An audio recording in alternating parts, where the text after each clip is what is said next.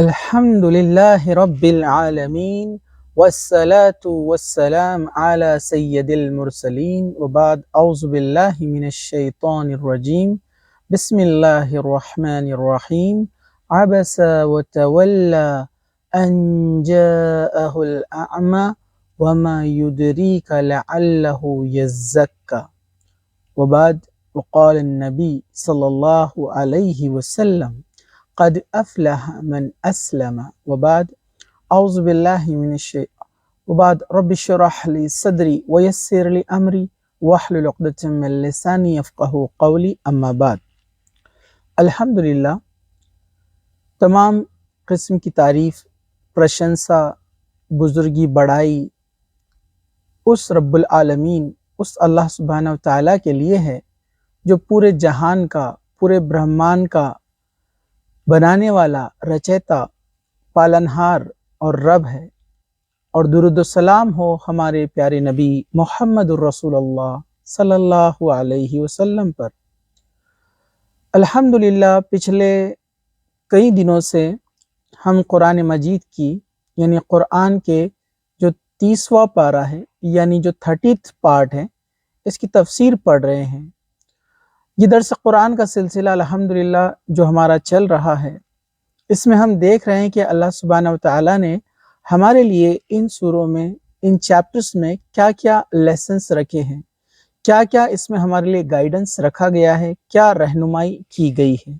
تو انشاءاللہ تعالیٰ اسی سلسلے کو آگے بڑھاتے ہوئے آج ہم دیکھنے والے ہیں سورہ عبسہ۔ سورہ عبسہ یہ سورہ نمبر 80 اور اس میں آیت 42 ہے یعنی 42 آیتیں ہیں۔ تو چلیے شروع کرتے ہیں۔ عبسہ وتولی، اس نے تیوری چڑھائی اور منہ پھیر لیا۔ عبسہ کہتے ہیں ترش رو ہونا، یعنی اگنور کرنا یا منہ موڑنا یا کسی کو نظر انداز کرنا، اگنور کرنا۔ وتولی، اور پھر گیا مطلب پلٹ گیا، اس طرف سے اپنا کنسنٹریشن ہٹا دیا، متوجہ نہیں ہوا، اسے کہا گیا ہے عبسہ وتولی۔ تو ایکچولی یہاں پر یہ واقعہ کیا تھا، یہاں پر یہ ایکچولی اس کے پیچھے بیک گراؤنڈ کیا تھا، اس کے شان نزول کیا ہے، تو انشاءاللہ تعالی آج ہم اس کے تعلق سے دیکھیں گے سورہ عبسہ کا جو شان نزول یعنی جو بیک گراؤنڈ ہے، کس وجہ سے یہاں پر یہ بات کہی گئی اور یہ کس سے کہی جا رہی ہے۔ تو دیکھیے یہاں پر سب سے پہلے یہاں پر بات چل رہی ہے محمد رسول اللہ صلی اللہ علیہ وسلم کی۔ دراصل ہوا کیا، ایک بار پریشت محمد صلی اللہ علیہ وسلم بیٹھے تھے اور آپ کے پاس ایک شخص آیا، ایک پرسن آیا، ان کا نام تھا عبداللہ ابن مکتوم۔ یہ نابینا تھے یعنی بلائنڈ، یہ دیکھ نہیں سکتے تھے اور غریب تھے اور کوئی مشہور شخص نہیں تھے۔ یہ اللہ کے رسول یعنی محمد صلی اللہ علیہ وسلم سے کچھ بات پوچھنے کے لیے آئے تھے، اور اسی وقت اسی دوران کچھ وہ لوگ آئے تھے جو مکہ کے قبیلے کے سردار تھے، یعنی جو سوسائٹی میں سماج میں بڑا مقام اور اونچا مرتبہ رکھتے تھے۔ تو پروفیٹ محمد صلی اللہ علیہ وسلم نے سوچا کہ یہ جو سردار ہے، یہ جو لیڈرز ہے، یہ جو بڑے لوگ ہیں، یہ آئے ہیں، تو میں ایک کام کرتا ہوں کہ میں ان کو اسلام کے بارے میں پہلے بتا دیتا ہوں، تاکہ یہ لوگ اگر ایمان لا لے، ایک اللہ پر ایمان لا لے، تو یہ لوگوں کے لیے زیادہ فائدہ مند ہوگا اور بہت سارے لوگ ان کو فالو کریں گے اور ان کا اس میں زیادہ فائدہ ہوگا۔ بس اس نیت سے انہوں نے کیا کیا، جو عبداللہ ابن مکتوم جو کہ ایک بلائنڈ پرسن، ایک نابینا صحابی تھے، ان کو نظر انداز کیا، ان کو چھوڑ کر وہ اس طرف جو ہے آگے بڑھے اور ان سے بات شروع کی۔ تو اللہ تعالیٰ کو یہ بات پسند نہیں آئی، اللہ تعالیٰ نے اس چیز کو پسند نہیں کیا،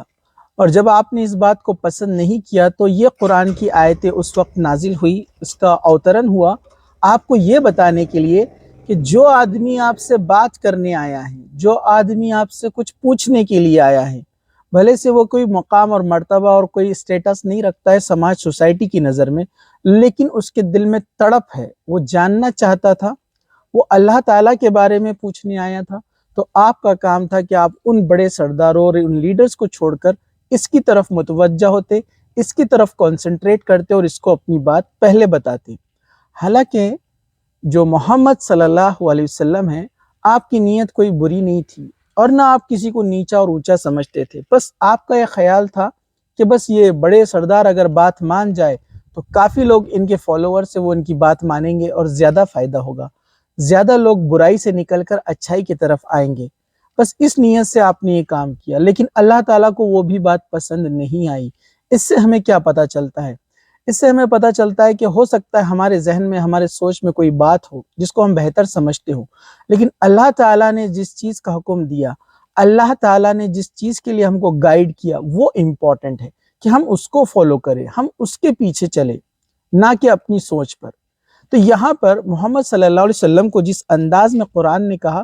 یہ انداز بھی آپ دیکھیے، عبس و تولا، اور اس نے ترش روئی کی، یعنی تھوڑا توجہ ہٹائی، کنسنٹریشن ہٹایا اس شخص کی طرف اور منہ پھیر لیا۔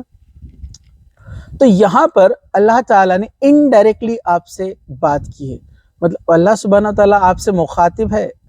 آپ سے بات کر رہا ہے، یعنی محمد صلی اللہ علیہ وسلم سے بات کر رہا ہے، لیکن انداز کیسے ہے؟ ناراضگی والا انداز۔ جیسے ہم کہتے ہیں نا، اگر ہم کسی سے ناراض ہو تو ہم اس کو ڈائریکٹ نہیں کہتے،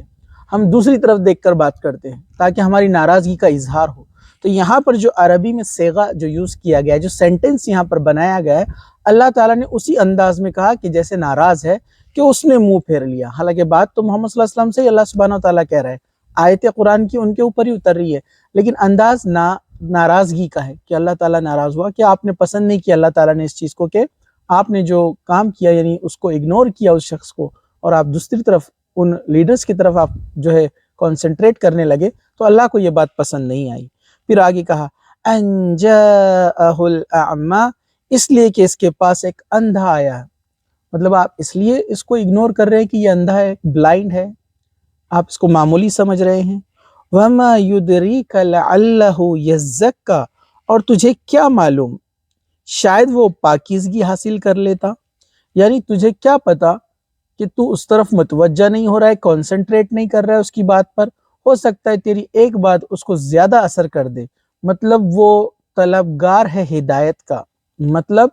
اس کے اندر جو ہے ایگرنیس ہے اللہ کو جاننے کا، قرآن کو جاننے کا، اسلام کو جاننے کا۔ وہ جو اندھا شخص ہے اس کے پاس ایگرنیس ہے، وہ جاننا چاہتا ہے، اس میں تڑپ ہے، جبکہ آپ ان لوگوں کو سمجھا رہے ہیں جو ابھی بات ماننے کے لیے تیار نہیں ہیں۔ تو آگے کہا کہ تجھے کیا پتا، تو دل کی بات تھوڑی جانتا ہے، مطلب جو پہلے جاننا چاہتا ہے اس کو بات بتائی جائے۔ اس آیت سے ہمیں پتہ چلتا ہے، مفسرین نے اس کے بارے میں، یعنی جو کمنٹیٹرز ہیں، علماء ہیں، انہوں نے بھی یہی لکھا ہے کہ جو آدمی دل میں تڑپ رکھتا ہے، جو جاننا چاہتا ہے، جو اس طرف آتا ہے، اس کو بات بتائی جائے، بنسبت اس کے پیچھے وقت ضائع نہ کیا جائے جو سننے کے لیے تیار نہیں ہے۔ نو ڈاؤٹ اس کو بھی بتانا ہے، اس کو چھوڑنا نہیں ہے۔ جیسے خالد بن ولید رضی اللہ عنہ کہتے ہیں کہ اگر محمد صلی اللہ علیہ وسلم میرے پاس 71 ٹائم اگر نہ آتے، شاید میں اسلام میں نہ آتا، اسلام میں داخل نہ ہوتا۔ تو سمجھاتے تو رہنا ہے، لیکن اس سے توجہ نہیں ہٹانا ہے جو جاننا چاہتا ہے، جس کے اندر تڑپ ہے، جس کے اندر طلب ہے۔ تو کہا او یذکر فتنفعہ الذکرى، یا نصیحت حاصل کرے تو نصیحت اسے فائدہ دے، یعنی جو نصیحت حاصل کرنے کے لیے آیا ہے، گائیڈنس لینے کے لیے آیا ہے، تو اس کو پہلے بتا۔ اگر آپ اس کو پہلے بتائیں گے تو ہو سکتا ہے وہ نصیحت کو حاصل کر لے، بات کو ایکسپٹ کر لے اور اچھائی کے راستے پر چلنے لگے۔ اما من استغنا، لیکن جو بے پرواہ ہو گیا، مطلب آپ ان لوگوں کو سنا رہے ہیں جو بے پرواہ ہے، جن کا انٹرسٹ نہیں ہے سننے میں، یا وہ بات ماننے کے لیے تیار نہیں ہے، فَأَنْتَ لَهُ تَصَدَّى، سو تو اس کے پیچھے پڑتا ہے۔ حالانکہ پھر میں آپ کو ایک بار ریپیٹ کر دوں یہ بات کہ محمد صلی اللہ علیہ وسلم کی نیت یہ تھی کہ یہ بات مان جائیں گے تو قبیلے کے اور بھی لوگ ان کے پیچھے جو چلنے والے وہی بھی صحیح راستے پہ آ جائیں گے، لیکن پھر بھی اللہ تعالیٰ نے اس کو پسند نہیں کیا، کہا کہ وہ سننے کو جو تیار نہیں ہے تم اس کو سناتے ہو۔ وَمَا عَلَيْكَ أَلَّا يَزَّكَّىٰ، حالانکہ تجھ پر کوئی ذمہ داری نہیں کہ اگر وہ پاک نہیں ہوتے ہیں، یعنی اللہ تعالیٰ محمد صلی اللہ علیہ وسلم کو یہ بات بتا رہے ہیں کہ آپ کے اوپر کوئی ذمہ داری نہیں ہے، آپ کوئی داروغہ نہیں ہیں، آپ کوئی ان کے اوپر مسلط نہیں کیے گئے ہیں، آپ ان کے اوپر جو ہے ایک گارڈ نہیں ہیں، کہ وہ آپ ان کو بتائے ہی اور وہ مانے ہی، تب تک آپ ان کو بتاتے رہے، جبکہ یہاں پر یہ بات اشارہ دیا جا رہا ہے ایک بار آپ نے ان کو بات بتا دی ہے، اب وہ ماننے کے لیے تیار نہیں ہے۔ اگر وہ بات نہ مانے تو محمد صلی اللہ علیہ وسلم آپ کے اوپر کوئی بوجھ اور پریشانی نہیں ہے، اللہ تعالیٰ اس کے لیے آپ کو کچھ نہیں پوچھے گا کہ انہوں نے آپ کی بات کیوں نہیں مانی تھی، کیونکہ آپ کا کام ہے صرف پہنچا دینا، وَمَا عَلَيْنَا إِلَّا الْبَلَاغُ، کہ ہمارا کام ہے صرف اس کو بات کو پہنچا دینا، ہدایت دینا اللہ کا ذمہ ہے، وہ اللہ تعالیٰ کی ریسپانسبلٹی ہے۔ وَأَمَّا مَنْ جَاءَكَ يَسْعَى، لیکن جو کوشش کرتا ہوا تیرے پاس آیا، یعنی وہ جو صحابی آئے تھے یعنی عبداللہ ابن مکتوم، وَهُوَ يَخْشَى، اور وہ ڈر رہا ہے، فَأَنْتَ عَنْهُ تَلَهَّى، تو اسے بے توجہ کرتا ہے، مطلب وہ ڈر رہا ہے، مطلب اس کے دل میں اللہ کا ڈر ہے، تقوی ہے، مطلب تڑپ ہے، بات ماننے کے لیے تیار ہے، مطلب جو بھی بات محمد صلی اللہ علیہ وسلم اس کو بتائیں گے، اس آدمی کو یعنی عبداللہ ابن مکتوم رضی اللہ عنہ کو، تو وہ سننے کے لیے بھی تیار ہے، قبول کرنے کے لیے بھی تیار ہے، کیونکہ وہ اپنے رب کا ڈر یعنی اپنے اندر تقوی رکھتا ہے۔ کَلَّا إِنَّهَا تَذْکِرَةٌ، ایسا ہرگز نہیں چاہیے، یہ تو قرآن ایک نصیحت ہے، مطلب اللہ تعالیٰ یہاں پر کہہ رہے ہیں کلّا، کلّا کا مطلب ہرگز نہیں، ایسا بالکل نہیں ہونا چاہیے، مطلب یہ فیوچر کے لیے یعنی آنے والے کل کے لیے محمد صلی اللہ علیہ وسلم کو اللہ تعالیٰ کہہ رہا ہے ٹھیک ہے اس بار یہ آپ سے غلطی ہو گئی ہے، لیکن اگلی بار یہ چیز نہیں ہونا چاہیے، کیونکہ یہ چیز اللہ کو پسند نہیں ہے، کیونکہ قرآن تو ہدایت ہے سب کے لیے، چاہے کوئی مقام سوسائٹی میں سماج میں رکھتا ہے، کوئی شخص ہے جس کو چھوٹا سمجھا جاتا ہے یا نابینا ہے، یا کوئی سردار ہے بڑا ہے جس کو اونچا مانا جاتا ہے سوسائٹی سماج میں، لیکن کہا قرآن سب کے لیے نصیحت ہے، انہا تذکرہ، یہ سب کے لیے نصیحت ہے، فمن شاء ذکر، تو جو چاہے اسے قبول کرے، مطلب ویلکم ٹو آل، قرآن سب کو ویلکم کرتا ہے، اور ہدایت اللہ کی طرف سے جو آئی ہے، جو قرآن کا اوترن ہوا، اور محمد صلی اللہ علیہ وسلم کی سنت جو آپ کی زندگی ہے وہ سب کے لیے ہے، سب اس کو جو ہے فالو کر سکتے ہیں، اس میں کسی کے لیے کوئی فرق نہیں ہے کہ کوئی چھوٹا ہے یا کوئی بڑا ہے، یا کوئی مقام یا سٹیٹس اس سماج سوسائٹی میں رکھتا ہے یا نہیں رکھتا ہے، کون سی جاتی اور دھرم کا ہے، کون ہے، اس سے اللہ تعالیٰ نے کہا کہ کچھ لینا دینا نہیں ہے، یہ قرآن سب کے لیے ہے، ویلکم ٹو آل، فی صحف مکرمہ، ایسے صحیفوں میں ہیں جس کی عزت کی جاتی ہے، صحیفے کہتے ہیں جہاں پر قرآن لکھا ہوا ہے، اس کا میننگ، اس کی تفسیر میں کومنٹیٹرز نے، مفسرین نے بہت ساری باتیں کہی ہیں، یہ جو عزت والا صحیفہ کہا گیا ہے جس میں قرآن لکھا ہوا ہے، اس سے مراد جو ہے وہ بھی ہے جو آسمان میں ہے، جہاں پر پہلے قرآن نازل ہوا اور جس کو لکھ لیا گیا، اور دھیرے دھیرے وہ قرآن وقتاً فوقتاً ٹائم ٹو ٹائم محمد صلی اللہ علیہ وسلم پر اوترت ہوا 23 سال کے پیریڈ میں، 23 ایئرز کے پیریڈ میں، جب جب کوئی گائیڈنس کی ضرورت ہوتی، نصیحت کی ضرورت ہوتی، اللہ تعالیٰ اس کو بھیجتا، جبرائیل علیہ السلام جو کہ ایک اینجل ہے، ایک فرشتے ہیں، ان کے ذریعے محمد صلی اللہ علیہ وسلم تک وہ بات پہنچائی جاتی، پہلے وہ قرآن سب سے پہلے آسمان میں لکھ جا چکا تھا، بعد میں دھیرے دھیرے 23 سال کے پیریڈ میں یہ پورا کمپلیٹ کیا گیا، اس کا اوترن ہوا، اور اس کو پھر محمد صلی اللہ علیہ وسلم صحابہ کو کہتے اور صحابہ اس کو لکھ لیتے، تو اس سے مراد وہ بھی ہے کہ اس کی عزت ہے اللہ کے نزدیک اور تمام لوگوں کے نزدیک ہونا چاہیے کہ قرآن کی عزت ہے جہاں پر اس کو لکھا گیا ہے۔ دوسرا، اس قرآن کی بھی عزت ہے جو ہم پیپر اور پین سے جو ہم نے لکھا ہے، جو پرنٹ کیا ہے، یہ قرآن کی بھی عزت ہے، اور دنیا کے تمام مسلمان اس کی عزت کرتے ہیں، اور جو اس کی عزت نہیں کرے گا اللہ اس کو ذلیل کرے گا۔ اسی طرح قرآن جن کے دلوں میں ہے ان کی بھی عزت ہے اللہ کے یہاں بھی، اور ہم دیکھتے ہیں انسانوں کے اندر بھی جو قرآن کو یاد کرتا ہے اس کی عزت کی جاتی ہے۔ ویسے صحابہ ہے اور ان کے بعد والے دور جن لوگوں نے اس قرآن کو یاد کیا ان سب کی عزت ہے، احترام ہے، اکرام ہے، ریسپیکٹ ہے۔ آگے کہا مرفوعۃ مطہرہ، جو بلند کیے ہوئے، پاک کیے ہوئے ہیں، بلند کیے ہوئے سے مراد دونوں ہیں، کمنٹیٹر نے پھر بات کہی کہ بلند مطلب اوپر جو آسمان میں قرآن لکھا گیا ہے، اونچائی اس سے مراد ہے، یا جو قرآن کو یاد کرتا ہے، اس پر عمل کرتا ہے، اپنی زندگی میں لاتا ہے، اللہ اس کو بلندی دیتا ہے، اونچائی دیتا ہے، وہ ہر جگہ آگے چمکتا ہے، وہ آگے بڑھتا ہے، عزت پاتا ہے، اللہ کے نزدیک اور لوگوں کے نزدیک بھی اس کا جو ہے مقام اونچا ہوتا ہے۔ بِأَيْدِ سَفَرَةٍ کہ بِأَيْدِ سَفَرَةٍ ایسے لکھنے والوں کے ہاتھوں میں ہے، کرام بررہ جو معزز اور نیک ہے۔ تو اس تفسیر ان آیت کے بعد علماء کہتے ہیں کہ بہتر بات وہی ہے جو قرآن کی تعلق سے کہا گیا کہ وہ عزت والے مقام یعنی ان صحیفوں میں ہے، تو وہ آسمان میں جو قرآن لکھا گیا ہے یہ اس سے مراد اور اس کی طرف یہ ڈائریکشن کیا جا رہا ہے، کیونکہ یہاں پر بات واضح کی گئی کہ فرشتوں سے لکھا گیا ہے، وہ معزز فرشتے اس کو لکھتے ہیں، ٹھیک ہے، تو جو کہ کرام والے ہیں، عزت والے ہیں، نیک ہے۔ قتل الانسان ما اکفرہ، اب یہاں پر پہلے اللہ کے رسول صلی اللہ علیہ وسلم کو ایک نصیحت، ایک گائیڈنس کیا گیا، ایک بات بتائی گئی جو مسٹیک آپ سے ہو رہی تھی۔ اس کے بعد جو ہے ان لوگوں کے بارے میں بتایا گیا کہ جو سماج اور سوسائٹی میں الگ الگ قسم کے لوگ ہیں، جیسے عبداللہ ابن مکتوم جو کہ ایک نابینا، ایک بلائنڈ جو صحابی رضی اللہ عنہ تھے، ان کے تعلق سے اور ان سرداروں کے تعلق سے بھی جو ہے موازنہ کیا گیا، کمپیئر کیا گیا۔ پھر یہ بتایا گیا کہ یہ قرآن سب کے لیے ہے اور یہ قرآن عزت والا ہے، ریسپیکٹ والا ہے۔ پھر اب یہ ڈسکشن ہونے کے بعد اب یہاں پر سے ٹاپک چینج ہو رہا ہے، اب اللہ تعالیٰ کہہ رہا ہے قتل الانسان ما اکفرہ، مارا جائے انسان وہ کس قدر ناشکرا ہے۔ یہاں پر مارا جائے انسان، یہ عربوں میں بھی ایک کہاوت تھی، ہلاک ہو جائے، قتل الانسان، تو یہ ایک کہاوت کے طور پر، ایک بد دعا کے طور پر استعمال کیا جاتا۔ تو یہاں پر جو ہے ان لوگوں سے یہ اشارہ کیا گیا ہے جو کافر ہے، جنہوں نے انکار کیا، اللہ کی بات کو ماننے سے پیچھے ہٹ گئے، یہ ان لوگوں کے تعلق سے کہا جائے کہ انسان مارا جائے، کیسا بدبخت ہے۔ مطلب قرآن کی اتنی باتیں سنتا ہے، ساری نصیحتیں، سارے گائیڈنس اس کے سامنے آتے ہیں، مثالوں کے ساتھ اس کو سمجھایا جاتا ہے، پھر بھی وہ ماننے کے لیے تیار نہیں ہے۔ من ای شیء خلق، اس نے کس چیز اس نے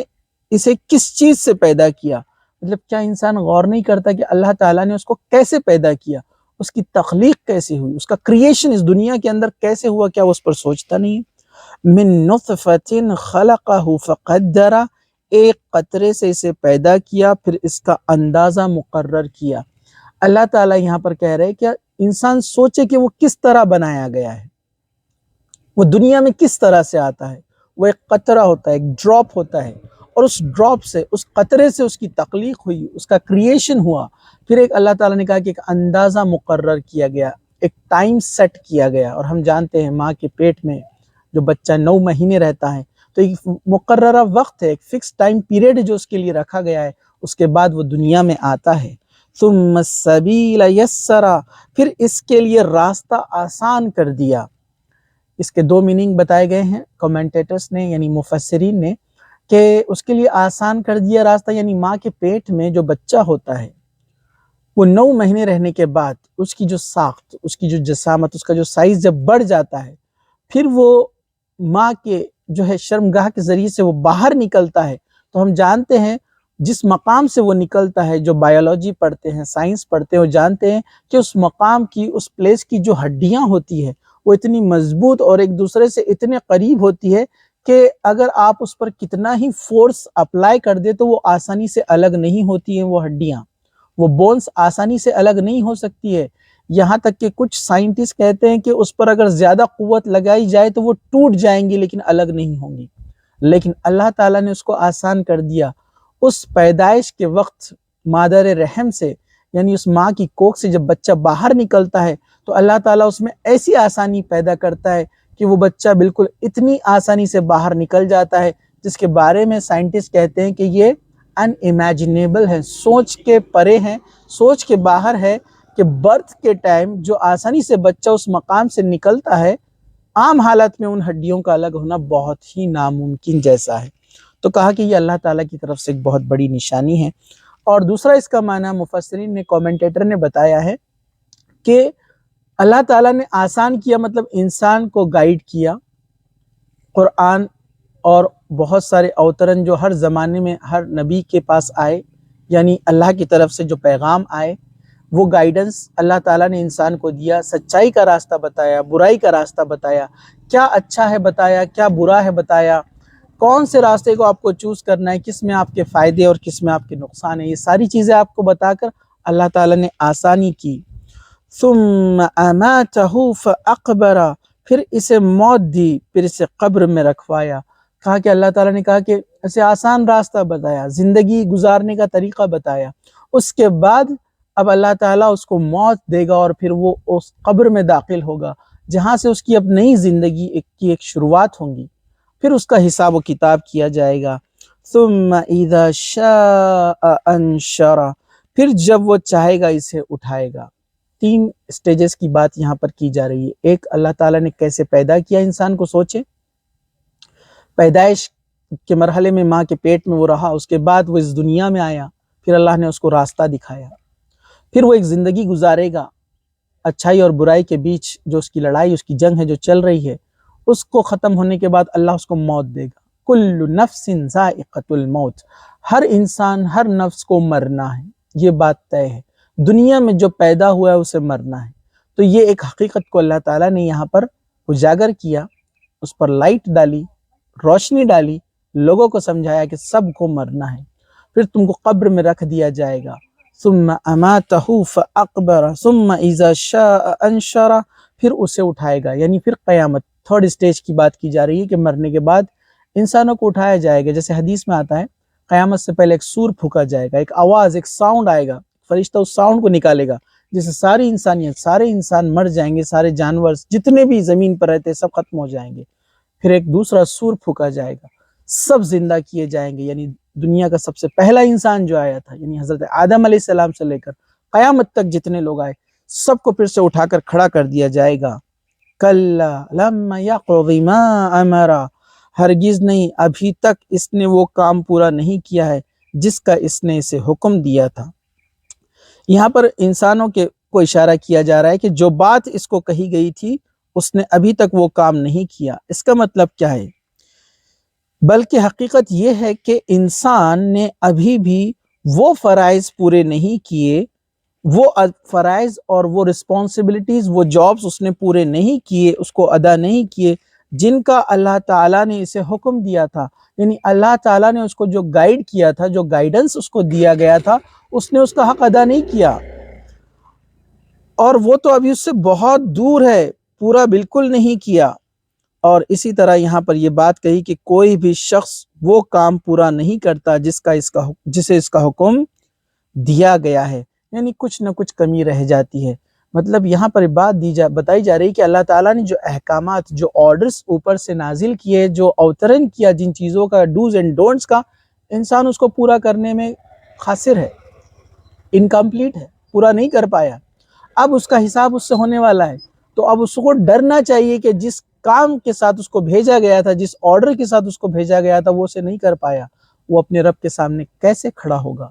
کیسے وہ جواب دے گا کہ کیسے اس نے زندگی گزاری، اللہ کو مانا یا نہیں مانا، مانا تو پھر اس کے آرڈرز کی کتنی پابندی کی، کتنا اس پر عمل کیا، کتنا اس کو فالو کیا۔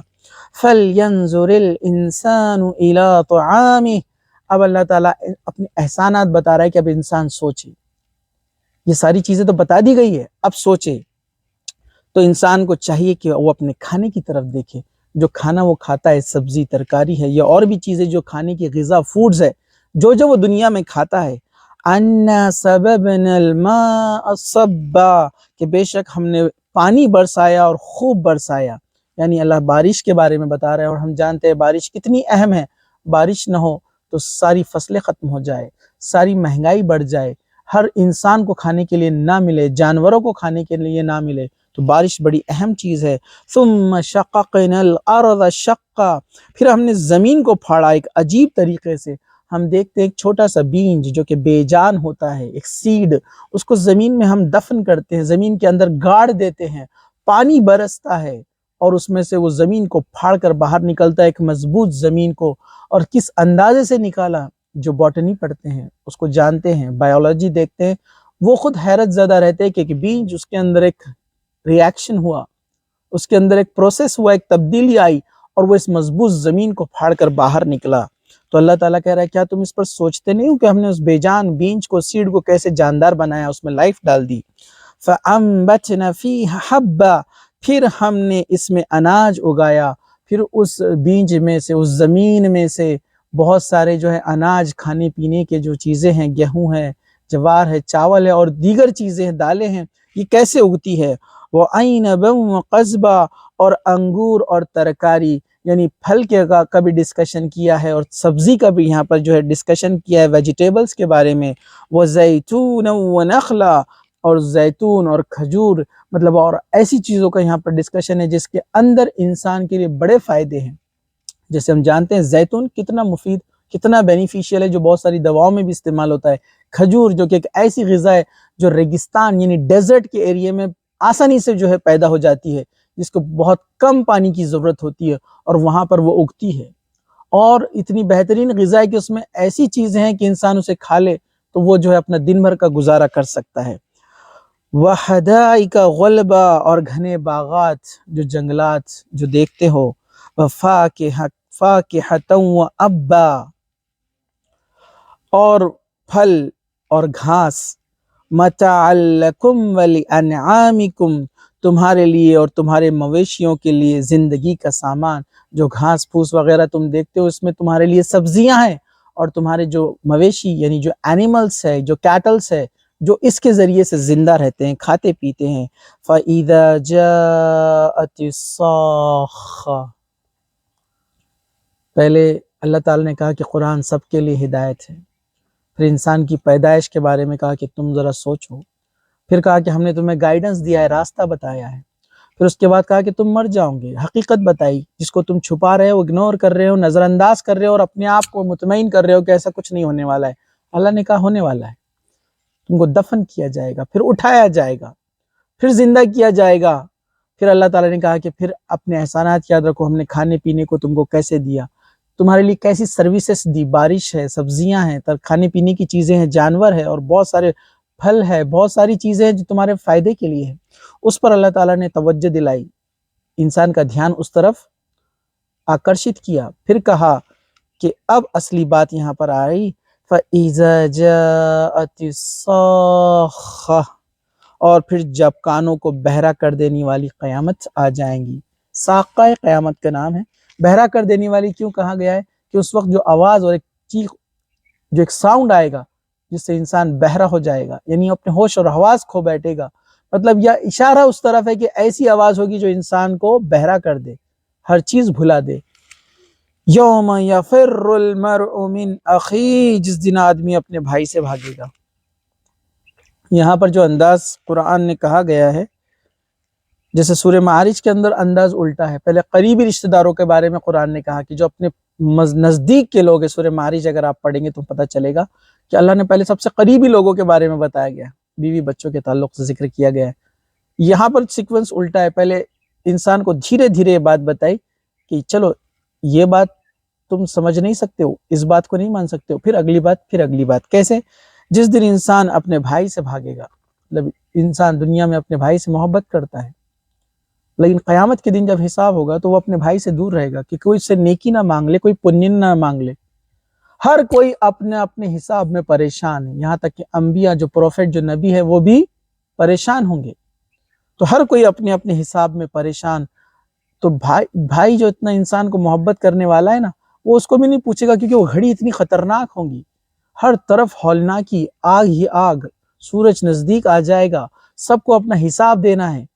تو کہا کہ انسان اپنے بھائی سے بھاگے گا، جس کا اشارہ اوپر کیا گیا تھا کہ ہر انسان جو حق اس پر دیا گیا ہے اس میں اس نے کمی کی ہے، پورا نہیں کر پایا، ابھی حق ادا نہیں کیا اس نے، اب اس حق ادا کرنے کی بات آ رہی تو سب اپنے بھائی سے بھاگ رہے ہیں۔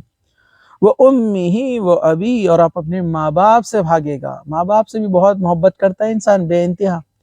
ان کو بھی نہیں پوچھے گا، نہ ماں باپ اس کو پوچھیں گے نہ وہ ماں باپ کو پوچھے گا، ہر کوئی اپنا اپنا کہ بس میں بچ جاؤں، اللہ مجھے اس نرک سے، جہنم سے، اس آگ سے بچا لے۔ وَصَاحِبَتِهِ وَبَنِيهِ، اور اپنی بیوی اور اپنے بیٹوں سے، جس کے ساتھ وہ پوری زندگی گزارتا ہے، اپنی بیوی کے ساتھ، اپنے بچوں کے ساتھ، ان سے بھی دور بھاگے گا۔ اس سے پتہ چلتا ہے کہ ہر نفس، ہر انسان، ہر سول اپنے اپنا پلان اور اپنی اپنی تیاری کر لے اس دن کے آنے سے پہلے جو کوئی کسی کے کام نہیں آئے گا اور کوئی کسی کو نہیں پوچھے گا۔ لِكُلِّ امْرِئٍ مِّنْهُمْ يَوْمَئِذٍ شَأْنٌ يُغْنِي، اس دن ان میں سے ہر شخص کی ایسی حالت ہوگی جو اسے دوسرے سے بے پرواہ بنا دیں گی، وہ ایک دوسرے سے بے پرواہ ہو جائیں گے، کوئی خیال کسی کا نہیں کرے گا، سب اپنا اپنا سوچیں گے۔ تو یہ اس دن کے لیے تیاری پہلے سے بتا دی گئی۔ وجوہ یومئذ مسفرہ، کچھ چہرے اس دن روشن ہوں گے، چمکدار، خوش، ہیپی۔ یہ کون سے لوگ ہوں گے؟ ضاحکۃ مستبشرہ، ہنستے ہوئے، بہت خوش۔ وجوہ، کہا کہ یہ کون سے لوگ ہیں؟ جنتی لوگ ہیں، جس کا قرآن میں دوسرے سوروں میں بھی ڈسکشن آیا ہے کہ جس کا رزلٹ اچھا رہے گا، جس طرح ہم نے پچھلے سورہ انشقاق میں بھی دیکھا تھا کہ جس کا رزلٹ اچھا ہوا، جنت کی خوشخبری جس کو دے دی گئی، خوش اور خرم، ایک دم ہنستا ہوا، لائٹن اس کا فیس، چمکتا ہوا فیس رہے گا، اور اپنی دنیا میں کی گئی محنت، کوشش اور پریشانیوں کو جو اس نے جھیلا، آج وہ اس کا رزلٹ اس کو مل رہا ہے تو وہ خوش ہوگا اور ہنستا ہوا۔ وَوُجُوهٌ يَوْمَئِذٍ عَلَيْهَا غَبَرَةٌ، اور کچھ چہرے اس دن غبار آلود، جیسے دھول مٹی کسی کے چہرے پر ہو، تھکان جو ہوتی ہے نا کہ انسان بڑا سفر طے کر کے آتا ہے، دور ٹریول کرتے ہوئے آتا ہے تو اس کی حالت کیسی ہو جاتی ہے؟ ایک دم چہرہ اترا ہوا، دھول مٹی گرد و غبار اس کے اوپر ہے اور مایوسی چھائی ہوئی ہے، اس طرح کچھ لوگوں کے چہرے ہوں گے۔ ترہقھا قترہ، ان کو سیاہی ڈھانپی ہوئی ہوں گی، کالے چہرے جس طرح سے ہو جاتے ہیں، پوری رونق اڑ جاتی ہے، روشنی ختم ہو جاتی ہے، مایوس اور پریشان چہرے ہوں گے۔ اولئک ھم الکفرۃ الفجرہ، یہی ہے جو کافر یعنی انکاری اور نافرمان لوگ تھے۔ تو یہ تھا سورہ عبسہ جس کی 42 آیات تھی۔ ہم نے کوشش کی کہ مختصر سا اس کا پیغام آپ تک پہنچ جائے، اس کے لیے آسان زبان میں، سمپل اور ایزی لینگویج میں اس کو پیش کرنے کی کوشش کی گئی ہے۔ اللہ تعالی ہماری ان کوششوں کو قبول فرمائے اور بولنے والے کو بھی اور سننے والے کو دونوں کو عمل کرنے والا بنائے، یعنی پریکٹسنگ اس پر ہم کریں، یعنی پریکٹس کریں اور ان چیزوں کو دوسروں تک بھی ہم پہنچائے جن تک یہ بات نہیں پہنچی، اس قرآن کے پیغام کو عام کیا جائے، اس میسج کو کامن کیا جائے۔ اللہ تعالی ہم سب کو جب تک زندہ رکھے، اسلام پر زندہ رکھے، خاتمہ ایمان پر ہو۔ وآخر دعوانا ان الحمدللہ رب العالمین۔ سبحان ربک رب العزت عما یصفون وسلام علی المرسلین والحمد للہ۔